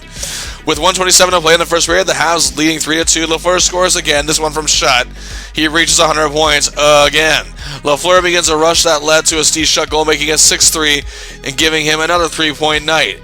And then Ray Jean-Houl, who just returned to the NHL the prior season, is set up by Guy on a power play. A huge 4-point night after 2 periods. He makes it a 5-point night later on, assisting on a Steve Shutt power play goal, and again on the power play with 1 second to play, a hat trick, a 6-point night for the Lafleur. 3 and 3 on each side of the score sheet, goals and assists in a 9-3 Montreal win. And then on March 8th, he reached 50 goals for the 4th straight season as well. That began a 15-game unbeaten streak towards the end of the season, and for the first time in his career, Lafleur reaches 60 goals, becoming only the second Habs player to do so, and yes, of course, Steve Shutt was the first the prior season. It ties the franchise record. The Montreal Canadiens and Guy Lafleur, no, just when you think they've peaked, they keep on going. And yes, Lafleur was a scoring title again with his career-high 60 goals, which of course led the league, his 72 assists and 132 points, just 4 points short of his career high from the year prior. And for the first time in his career, led the league on plus-minus, edging out teammate Larry Robinson. As a matter of fact, 6 out of 10 spots here are occupied by the Habs, but you notice the other 4, 2 each, were occupied by Boston or the New York Islanders. Will either one of them finally oust the Habs in the playoffs this year? Montreal finished 59, 10, and 11 for 129 points, just 3 points shy of tying their record from the year before, and just 1 win away from tying their other record from the year before. But that 28-game unbeaten streak means their Habs are still steamrolling through the competition and still setting NHL records. And in the quarterfinal round of the playoffs, they have to deal with the upstart Detroit Red Wings. The Wings crept into the playoffs with 78 points, but it was their first playoff appearance in 8 years. They bolstered a strong group led by Dale McCourt and Andre St. Laurent, and hardworking forwards such as Dan Maloney and Paul Woods. They had a highly skilled defenseman, Reed Larson, and 15-year veteran and former Montreal Canadian Terry Harper, who won 5 cups with the Habs back in the 1960s. And in net, Ron Lowe and Jim Rutherford, 2 men who would actually have better careers in coaching and management. Well, Game 1, the only reason the Habs broke any sweat in this game is because all the goals they scored. Due to a 4-point night from Ray Jeannot, Lafleur had an assist in what was a 6-2 win. But in Game 2, our hero and the boys were caught napping as our Red Wings pulled out an all-out attack on the defense and Dryden, and somehow they couldn't handle it. And this was the second time in 3 seasons the Habs was a playoff game at home in a 4-2 loss. But the Habs may get knocked down, but they never stay there. They bounce back pretty quick as the series shifts to Detroit, with the series tied 1-1. Despite an enthusiastic crowd at the Detroit Olympia, Steve Shutt shuts them up with a 3-point night and a 4-2 win. Our hero has been relatively quiet in the series, but that would kind of change in Game 4. First period, power play goal by Lafleur. His first goal of the series made it 3-0. In the second period, the Habs dropped 4-0, and rushes that led to goals from Pierre Mondu and Steve Shutt. And Mondu sets him up for a goal. That's 4 points for Lafleur. Yeah, he has a pretty big night. But yeah, he wasn't done. He helped set up another goal from Shutt. That's 2 goals, 3 assists, 5 points. The Habs lead the series 3-1. They go back to Montreal. And from a 2-goal night from Doug Jarvis, the Flower assists on one of them. They win the game 4-2 and the series 4-1. That big 5-point night was key, as the Wings defense did a superb job of containing Lafleur most of the series. But regardless, he exploded when he needed to and had 2 goals and 6 assists for 8 points and a +4 in 5 games, and shared the series scoring lead with Larry Robinson. Well, we were eager to see the Islanders versus Habs 3, but we didn't get it because the Toronto Maple Leafs upset the Islanders in 7 games. But hey, at least that means one of the oldest and most heated rivalries in sports was going to take center stage, as the Habs and Leafs face each other in the playoffs for the first time since the Leafs' last Cup win in 1967. The Leafs, however, were a resurgent team under the guidance of coach Roger Nielsen. They are led by their spectacular captain, Darryl Sittler, superstar right-winger Lanny McDonald. Also, they were bolstered by an underhanded yet effective antics of Tiger Williams. You also had veteran Ron Ellis adding a scoring touch, still remaining from that 67 team. He was still effective. On defense, they had an all-star, Boris Salming, who was one of the first European stars in NHL history, and Ian Turnbull joining him on the blue line. And in net, the solid Mike Palmateer. Well, Game 1 at the Forum, and 23 seconds in, Lafleur sets up Savard to open the scoring. And with the Habs leading 4-2 in the third, the Flower rises, and he and Shutt go in on goal, and Guy scores to make it 5-2 en route to a 5-3 win. Game 2, the Leafs are much more disciplined, but just 2:45 apart in this first period. Lafleur assists on Robinson's power play marker, and then scores a goal of his own. It's 2-0 Habs after the first period. The Leafs were back to tie it early in the second, however, but with 4:28 to play in the period, Lafleur scores in the power play. The Habs lead 3-2 after 2. The Habs defense keeps Toronto at bay in the third period, and that's how the score would stay. hey, Montreal leads 2-0 as we head to Toronto for the next 2. Game 3, the Leafs have nothing. 1:34 into the game on a power play. Lafleur sets up Shutt for a goal. And with the Habs leading 3-1 midway through the second, Lemaire to Shutt to Guy. He scores 4-1 Montreal. And leading 5-1 early in the third period, it's Shutt to Lemaire to Guy. He scores 6-1, and that's how it would end, as Montreal was on the verge of a big sweep. And indeed, in Game 4, Dryden in the defense and Ray-Jean Houle are flawless in a tight 2-0 win. For the third straight year, Montreal, oh yeah, they're going to the Stanley Cup. And yeah, what can you say about our hero? He put on another show. 8-point series, averaging 2 points a game, and of course led the series in scoring. And for the second straight year, the Stanley Cup Finals sees the Montreal Canadiens taking on the Boston Bruins, who set an NHL record with 11 players with 20 or more goals. Terry O'Reilly to boot had a very surprising 90-point season. In addition to that, Peter McNabb had 41 goals. Plus, Rattel, Schmaltz, Jonathan, Middleton, Cashman, Shepard, Marcotte, Miller, and defenseman Brad Park all hit that 20-goal mark. Seeing a Park, he along with Milbury and Rick Smith, who also had a huge year, led a very potent and tougher blue line, with Cheevers and Gilbert still between the pipes. The Bruins team was one of the most complete in the NHL. They had 113 points and were a lot more again together than they were the prior year, and even more tougher. And you know what? They're ready for this Habs team, and Graves is still guiding them behind the bench.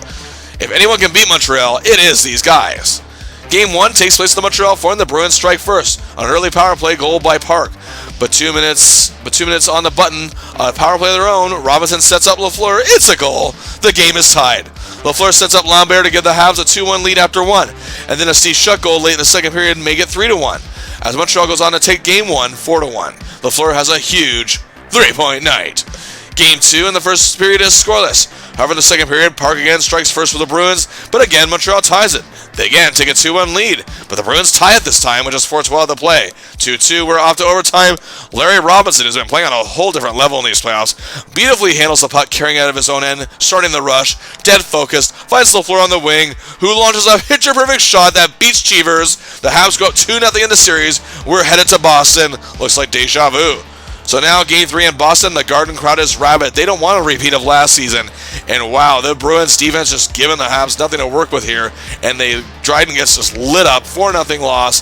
The Habs streak of 11 straight Stanley Cup Finals wins comes to an end in a huge manner. Game 4, a very gritty game. Lots of penalties, scuffles, and fights. Both teams mean business. Montreal led, however, 2-1 after 2 periods. But the Bruins took a 3-2 lead with 6:40 to play, and the clock was winding down, but then our hero scores a huge goal with 33 seconds left to tie it. But in overtime, Bobby Schmaltz scores one of the most infamous goals in Bruins history. The series is tied. Have the Habs finally met their match? They've never been at this point. Well, Game 5 back in Montreal, and yes, again, in a situation where they're not used to. Larry Robinson begins the game to score on a beautiful end-to-end rush, and the Canadiens just don't look back. Dryden is outstanding in net, a huge 4-1 win. The series is back in Boston for Game 6, and for the third time this series, Brad Park opens the scoring, but Mondu, Tremblay, Robinson all notch 2 points. The defense is giving the Bruins nothing to work with whatsoever. A 4-1 win, and for the third straight year, happening for only the fourth time in NHL history, the Montreal Canadiens win their third straight Stanley Cup. It was a bit more difficult this time, but again, it really tested their skill as players, especially our hero. And they got the job done. Lafleur's performance in Game 1 and 2 sent the Habs on their way, but these finals and these playoffs were the story of Larry Robinson, who won the Conn Smythe Trophy as playoff MVP. Either way, the Flower earns another Stanley Cup ring. Lafleur again led the playoffs in scoring, but he shares the lead this time with Larry Robinson, as both men, again, were just on a whole other level the way they were playing. Another great regular season, of course, saw some more great numbers, and the crazy thing is, Pete Mahovlich, a man key in Lafleur's growth as a player over the years, was traded early in the season. But Lemaire was more than up to the task of being the top centerman of the team with Lafleur and Shutt, much like he did much of last year as well, being their centerman. He assisted on 27 of Lafleur's 60 goals, pushing near that halfway point. Lafleur's 72 assists, well, saw 27 of them go to Shutt. That's more than half of Steve Shutt's 49 goals that season. Also, Lemaire collaborated with 17 assists with Lafleur, as this year they worked together one way or another to produce 59 of Montreal's 359 total goals that year. Well, let's see. Third straight scoring title, check. Third straight Pearson for Players' Choice MVP, check. And yes, a second straight Hart Trophy win for League MVP. Guy Lafleur simply was the man. And oh yes, of course, fourth straight first All-Star team selection.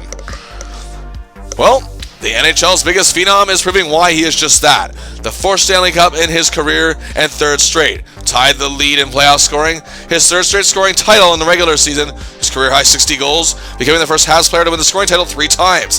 His 2nd straight Hart Trophy, 3rd straight Pearson Trophy, 4th straight All-Star game, 4th straight All-Star team. Led the NHL in plus-minus as well as game-winning goals, 4th in power play goals, and of course, his 4th straight Molson Cup.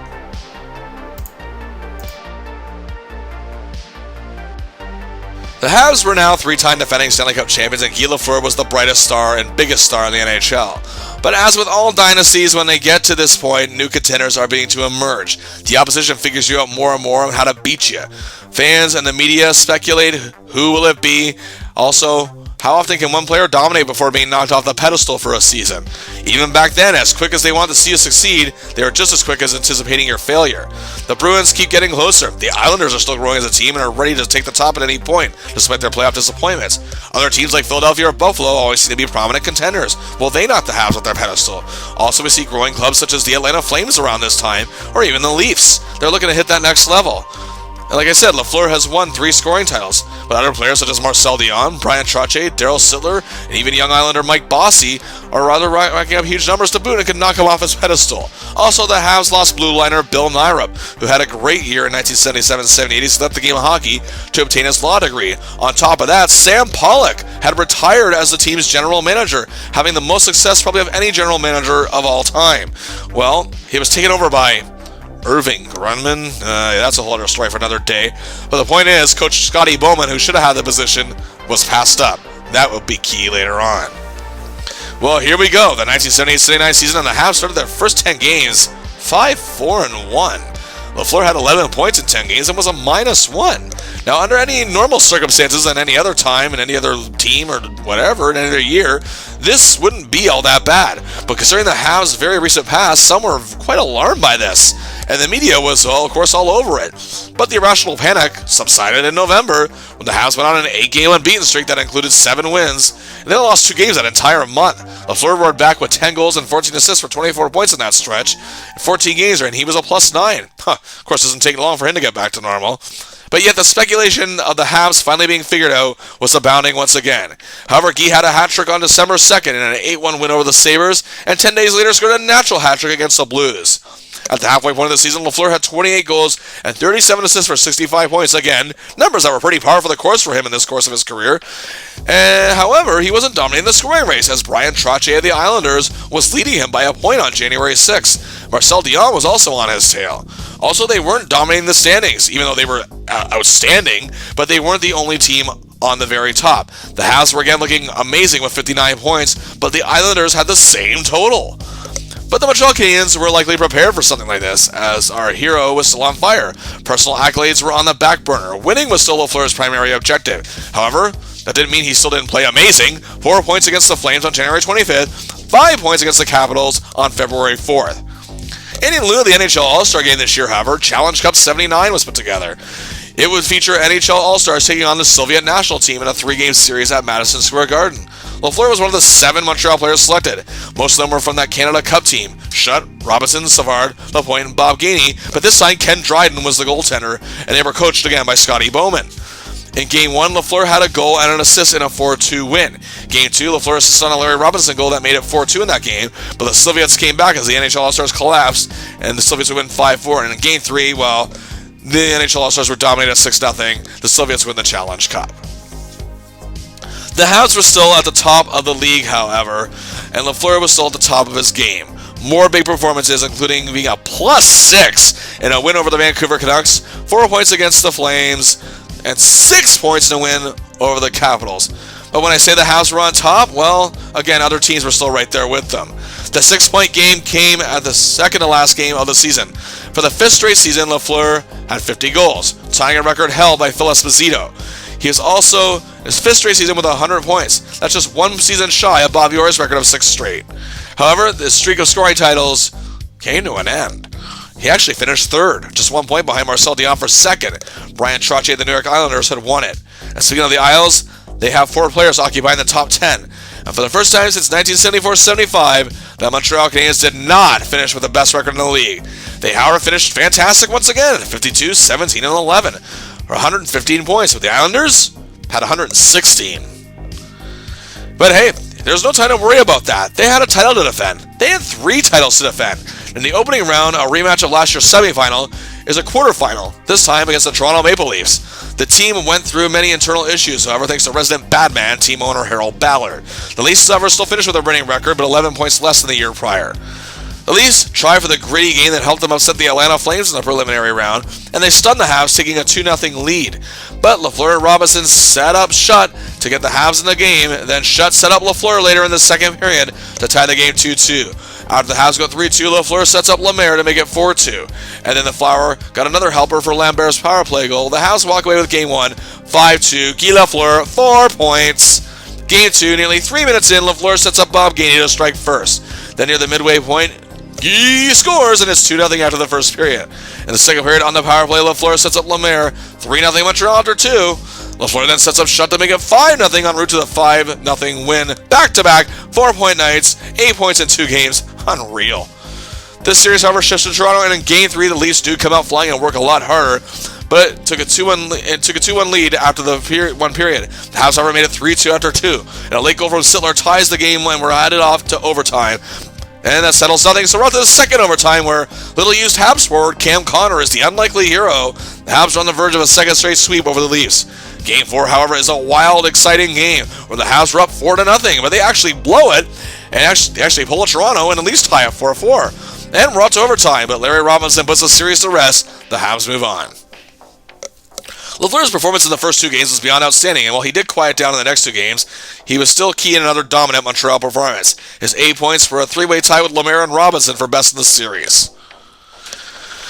Oh boy, but here we go. For the 3rd straight year, only this time not in the finals. They take on the Boston Bruins in the semifinal. They had another 100-point season and hoping the 3rd time would be the charm. And there were a lot out there who thought this was their time at long last. They were more determined than ever to finally beat the Habs. The tension is immense in front of a sold-out crowd at the Montreal Forum for Game 1. Lafleur sets up Lemaire in the first period to open the scoring, but the Bruins led 2-1 after 2. But Lafleur scores a beauty to tie it early in the 3rd period, and an assist on what would prove to be the game winner from Pierre LaRouche. The Habs take Game 1 4-2. The Flower and his dominance of the Bruins continues with a 3-point night. Oh no, yes, Game 2. After a scoreless first period, in the second period, the Bruins jump out, however, to a 2-0 lead by midway in the second.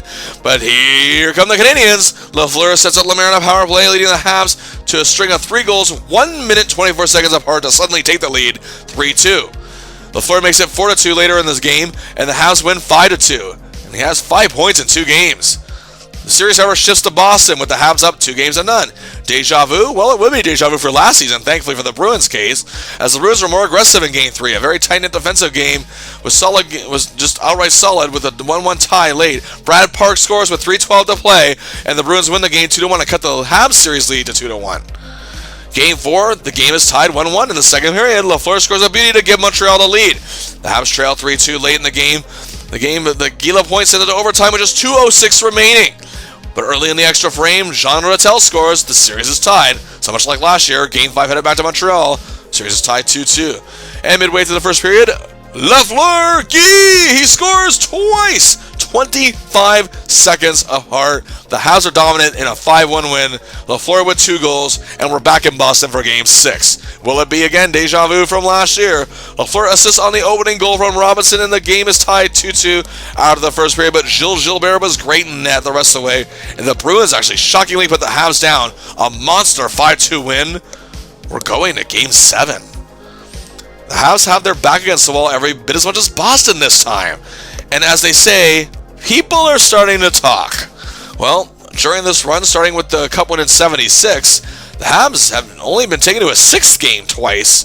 Well, 3rd time plus this series, and they never faced a winner-take-all dire Game 7 in this stretch, of course. And the Habs have great clutch players, including our hero.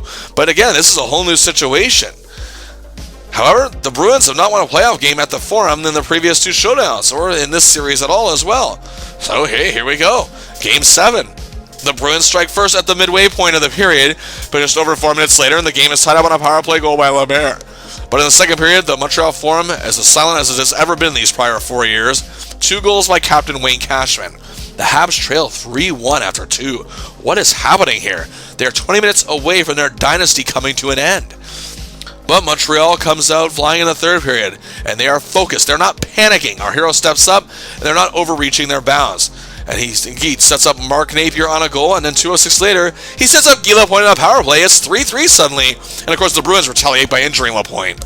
And then with 3:59 to play, Rick Middleton scores. The Habs dynasty is coming to an end. Again, this has never happened in these 4 seasons. For any team that has been dominant for so long, they've never been faced with a situation like this, they could fall apart. The dynasty could come to an end. You see it happen in sports many times. But with 2:34 left, a miscommunication led to the Bruins being called for too many men on the ice. And then, with 1:14 to play, it happened. Lafleur carried in the puck from his own zone, but wasn't making big strides, as commentator Danny Gallivan, the late great Danny Gallivan, pointed out. He saw Lemaire open in front of him, who took the puck, but then instantly left the puck for him in a brilliant play. Lafleur launches a picture-perfect shot inside the left pipe around Gilbert. Lafleur, the human highlight reel in hockey. Yes, he was. But this goal, due to how great it was, the significance of it, and the whole story that led up to it, makes it the most replayed moment of his career. Makes it one of the most replayed moments in Montreal Canadiens history, and one of the most glorious moments in franchise history. He scored many game winners, clutch goals, but none bigger than this.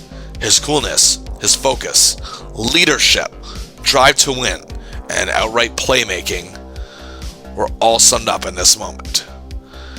But the Habs still have a game to win, and oh yeah, they do that in overtime, thanks to a great setup from Mario Tremblay to Yvon Lambert. Yes, and for the 4th straight year, hey, we're on to the Stanley Cup. And to top it off, he had an amazing series, Lafleur did. 12 points, 7 games, and his +5 all led the series. Lafleur, just when you think you've seen him do it all, steps up huge in a situation that he is not really familiar with, and handles it with his trademark grace. He really can do it all. And now a new obstacle awaits as the Habs, again, are expecting to meet the New York Islanders. But again, if anybody thought the Bruins weren't going to do it, then the Islanders would. But the Islanders weren't there. They actually were upset by their crosstown rivals, the New York Rangers, who are making their first Cup appearance since 1972. The Habs haven't had much luck against the Rangers in the playoffs in previous years. They are led, of course, by the great Phil Esposito, Swedish imports Anders Hedberg and Ulf Nilsson. You also had Don Maloney, other hardworking talents Ron Duguay, Steve Vickers, Pat Hickey, and Don Murdoch. On defense, a solid young core of Ron Greschner, Mike McEwen, Mario Marwa, joined by veteran Carol Vadnais. And in net, JD, John Davidson. Well, here we go. Can our hero and the Habs make it 4 straight? Well, game 1 from Montreal. Here we go. The Rangers absolutely stunned the hockey world and the Habs in game 1, jumping out to a 2-0 lead after the first period. Guy, however, scores in the second to cut the lead in half. But just over 2 minutes later, Espo scores. The Rangers take a 4-1 lead after 2 period, and Ken Dryden, for the first time in 4 seasons, is pulled from net in a playoff game. It makes no difference, however. The Rangers take game 1, shocking the hockey world. Montreal's not lost a finals game at home during these last 4 seasons. As a matter of fact, their last loss was in Game 5 of the 73 finals. As a matter of fact, going into this series, in their prior 7 Cup Finals appearances, dating back to 1968, the Habs were 16-1 at home. But would our hero panic? Would the Habs falter? We saw them face an unknown situation against the Bruins. Now they just have to do it again. Another unknown situation, but the gas for the Habs Nation is felt in Game 2 once again when the Rangers take another 2-0 lead, nearly 6.5 minutes into the game. Oh boy. But the Habs strike back. 2:13 after the Rangers' second goal, and shot to Lemaire. Tookie! It's in the net. It's tied 2-2 later on. And then the Habs take a 3-2 lead and never look back. It's a 3-point night from Shutt. He lifts the Habs to a 6-2 win. The series is tied. We're going to the Big Apple. Game 3, Montreal's defense, well, takes the Rangers apart, as so do Lemaire, Riseborough, Shutt, and Lambert. A 4-1 Montreal win, and Montreal takes a 2-1 series lead. Game 4 is a highly competitive outing, however. The Rangers led 2-1 after 1, but the Habs tied. It's 2-2 after 2. Both teams exchanged goals in the third period, and we're on to overtime. At 7:25 into the extra frame, Lafleur sets up Savard for the OT winner, and Montreal's on the verge of Stanley Cup number 4. Game 5 back in Montreal. The Habs haven't won a Stanley Cup on their home ice since 1968. The Canadiens are like a well-oiled machine in every facet of the game and just can't be stopped. 2 goals by Jacques Lemaire. And another big game for the Montreal defense. The Habs lead 4-1 after 2. The Rangers just can't mount a comeback. The Montreal Canadiens, 4 Stanley Cups in a row. The Dynasty faced its biggest obstacles to date, but once again they are on top of the mountain. Our hero may have been quiet in this series, but he still had a few big moments with just 3 points in 5 games, but the Habs as a whole used a high level of cohesiveness to win this Stanley Cup in a major way. Lafleur was tied with teammate Jacques Lemaire for the playoff lead in scoring, which, again, with 23 points, it would actually be Lemaire's last playoff as a player. As teammate Bob Gainey, due to his immense two-way play, was awarded the Conn Smythe Trophy as playoff MVP. Very well deserved. In the regular season, once again, that top line was on fire, but Jacques Lemaire did miss 30 games due to injury, meaning an up-and-coming talent worked at center with Lafleur, and he fit in very well as Pierre Mondu, in just his second year, collaborated on 15 assists with Lafleur. And overall, the new duo worked well together one way or another to combine for 36 goals. But again, numero uno was Steve Shutt, who assisted on 16 of Lafleur's 52, as 17 different players assisted on Lafleur's goals that year. 20 of Lafleur's 77 assists, more than a quarter went to Shutt, and that was more than half of Steve Shutt's 37 goals. Lafleur's streak of Pearsons came to an end, as it is streak of Hart Trophy wins. But he was the first runner-up, coming in second in voting to Islanders center Brian Trottier, who won his first. Lafleur was also 13th in Lady Byng voting. However, his streak of being selected as a first-team All-Star, very much alive, his 5th straight first All-Stars team selection. Lafleur may not have won many individual accolades as we're used to seeing him win this season, but that matters very little in the grand scheme of things. I mean, hello, 4th straight Stanley Cup ring, and the 5th of his career, and not to mention the biggest goal of his career. One of the most historic goals in Canadiens and NHL history to make it all happen in Game 7 of that semifinal against Boston. He tied the playoff lead in scoring. He was 3rd in the league in scoring, may have ended his streak of scoring titles, but he did tie an NHL record with his 5th straight 50-goal season. His plus 55 was 6th in the NHL. He was tied for 10th with power play goals at 13th, and for the 4th time in his career, led the league in game-winning goals this year with 13. A 5th straight first All-Star team selection, and was selected to play in the Challenge Cup, and was again the team's Molson Cup winner. The 70s were over, but the 80s were looking pretty bright for the Flower ahead. So that does it for part 1 of our look at Guy Lafleur, as he and the Habs are going to face whole new challenges as the 1980s approach, and the game itself is about to change. What other players would you like to see us cover? Leave a suggestion in the comments below. In the meantime, hit like, hit subscribe, and share the video. And until next time, I'll see ya.